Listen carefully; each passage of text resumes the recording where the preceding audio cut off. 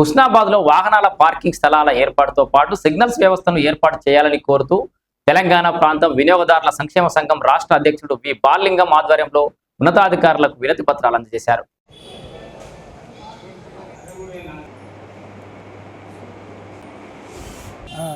నా పేరు Vadnala Balalingam, Telangana area consumers welfare association state ప్రెసిడెంట్ను. విషయం ఏంటంటే హుస్నాబాద్ పట్టణంలో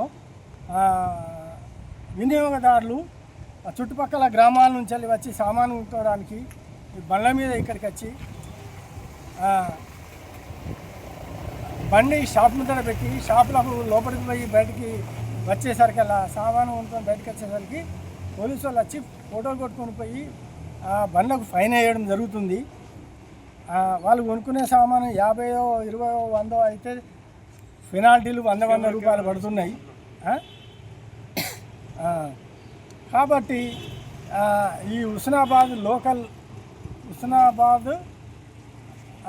లోకల్లోని వినియోగదారులని చుట్టుపక్కల గ్రామాల వినియోగదారులు ఇక్కడికి వచ్చి వాళ్ళు పాపం ఫైన్ వేసుకొని పోతుండ్రు.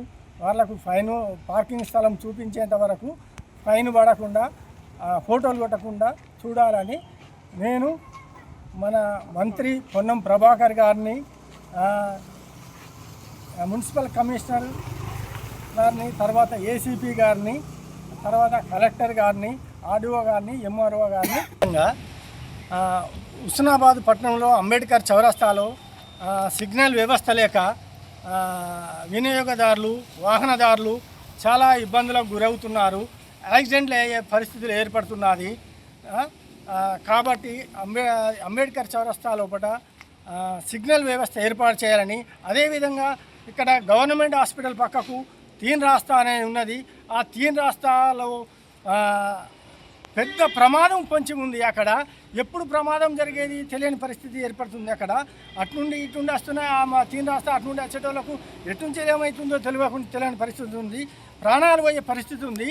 కాబట్టి సిగ్నల్ వ్యవస్థ, ఈ 2 జాగాల సిగ్నల్ వ్యవస్థ ఏర్పాటు చేసి తర్వాత ఇంకెక్కడైనా సిగ్నల్ వ్యవస్థ ఏర్పాటు అవసరం ఉన్న పరిస్థితి ఉంటే అక్కడ కూడా ఏర్పాటు చేయాలని నేను మా యొక్క తెలంగాణ స్టేట్ వినియోగదారుల సంక్షేమ సంఘం తరఫున నేను స్టేట్ ప్రెసిడెంట్గా వినియోగదారుల తరఫున నేను విన్నవించుకొంటున్నాను. నేను తెలంగాణ రాష్ట్ర కన్జ్యూమర్స్ ఫోరం వెల్ఫేర్ అసోసియేషన్ తరఫున మాట్లాడుతున్నాను.